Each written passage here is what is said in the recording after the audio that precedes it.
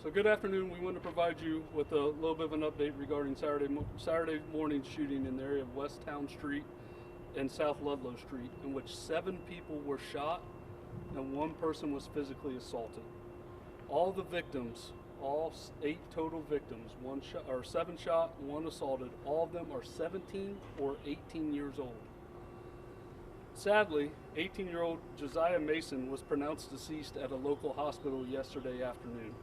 Our deepest condolences go out to Josiah's family and loved ones as they deal with this devastating news. The remaining victims, the remaining 7, are expected to survive their injuries. Since Saturday morning's incident, homicide detectives have been working diligently, collecting evidence and reviewing a significant amount of surveillance video from the nearby area. However, we need and we are begging for the public's help. We need your help. We need you to step forward. We know from the little bit of information that we do have that there were several individuals and several vehicles in the area of Ludlow and town at the time of this incident. We also know that there were several individuals that produced firearms and fired shots during this incident. All of those individuals, or a vast majority of those individuals and those vehicles that were in the area, fled the scene shortly after the shooting. We're asking anyone who might have been there, come forward, come talk to our detectives. We know from history that if there's a large group of younger people hanging out together, typically somebody's taking cell phone video. We would like to see that cell phone video. We're also asking any business owners or residents in the area, and I'll give you a specific geographical location that we're looking for here in a second, to provide us video, provide our investigators video. And they can do that via the QR code that we have sent all of you, and we've also shared on our social media platforms. The specific geographical area we're looking for video for is south of West State Street, west of South High Street, north of West Rich Street, and east of Civic Center Drive. I'd like to stress, and I've said this before, we said this last week, gun violence in our city has to stop. It has to end. We need the young adults and juveniles in our city to realize that there's more to life than gun violence. The quicker they learn that, the better we will be as a city and as a community. Like I said, we thank the community for the continued support. We thank them for the videos that we have received. We're just missing those key pieces of evidence that will help us bring the individuals to justice in this case. I can promise you that the Columbus Division of Police will use every resource available to locate those individuals responsible and bring them to justice.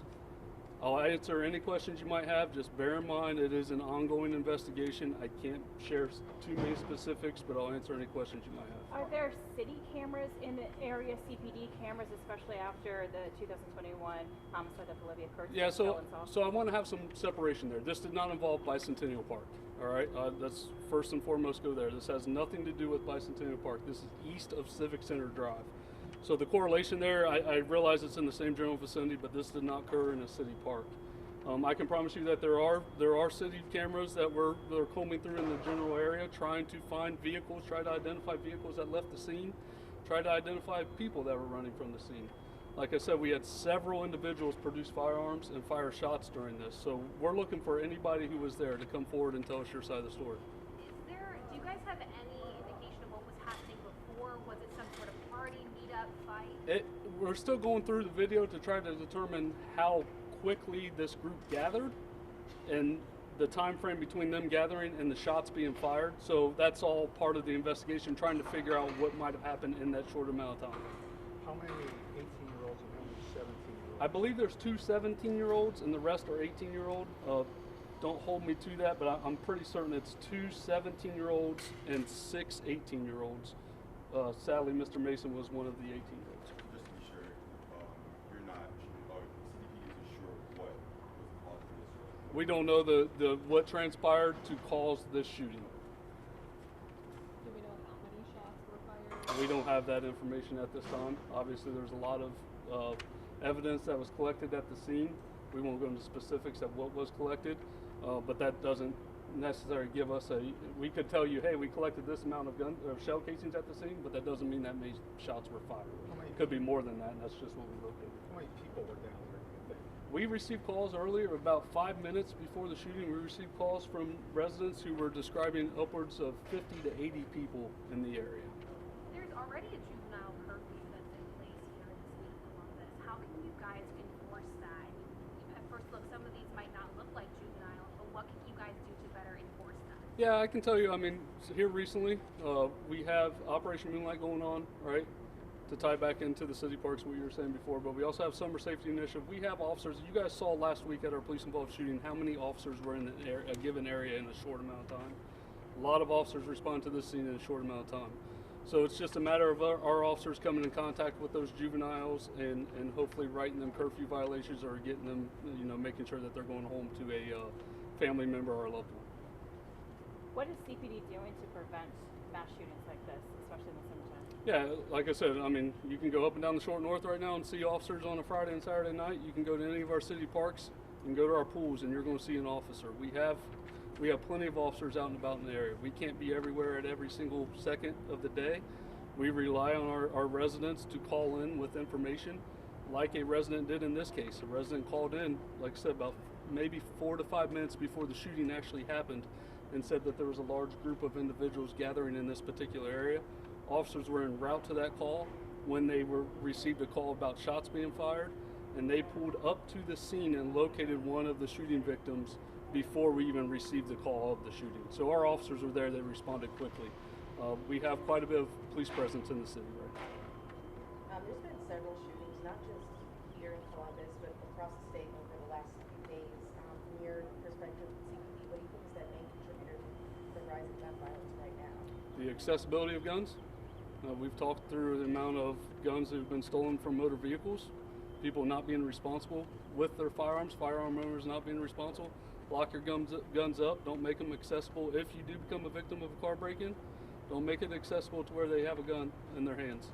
Obviously, juveniles are getting these guns somehow, some way. They're not going into a store and legally buying them. So there's a multitude of reasons. The main one is accessibility of firearms and gun owners not being responsible with their firearms. Do you guys know exactly how many shots fired?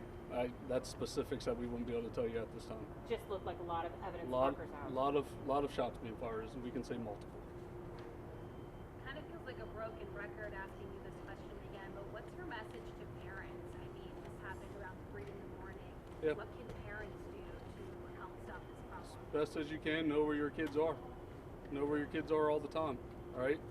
The ones that we feel for is a single parent who might be working multiple jobs just to make ends meet and put a roof over their child's head and put food on the table. Those are tough, right? Because that parent might not know where their child is, and that's where the community steps in. The community needs to step in and help raise these kids as well. The city has invested millions of dollars for summer programming, for youth programming for this summer to try to prevent some of this exact type of violence. Between the pool shooting and the shooting this weekend, does it concern you for the violence for the rest of the summer? Obviously, we're concerned. Anytime that the weather, heats up and gets nice, we see a lot of people come outside, and history tells us that there's typically an uptick in violence.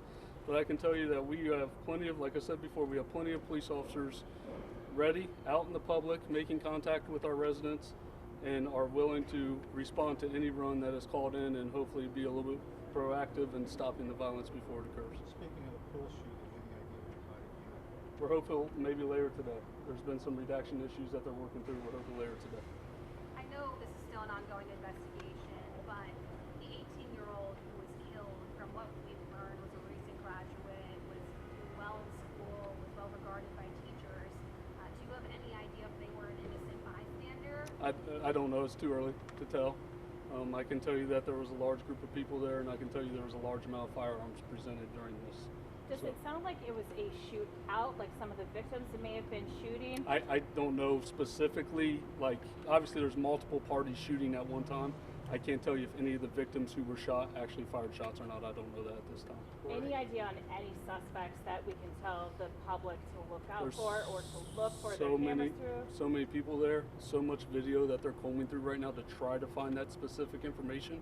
Once we do, I promise you we'll share it, because we want the public's help in identifying these individuals as soon as possible. Can you recover anything? We recovered a lot of evidence. I'm not going into specifics of what we recovered, but we recovered a lot of evidence regarding this incident. Okay? Any reward money out there? Or do you? That's all Crime Stoppers. Yeah, we don't. Are we you don't guys handle. getting any outside help? I mean, I know not Bicentennial Park, but like, is the FBI stepping in or anyone else to assist you in this investigation? Keep in mind, this is not a lot more than 24 hours, 48 hours ago, right? So bear with us, and some time will pass, and we'll maybe get to that point. Right now, there's none that I know of that any federal partners that have offered up reward money. Okay, thank you. Thank you.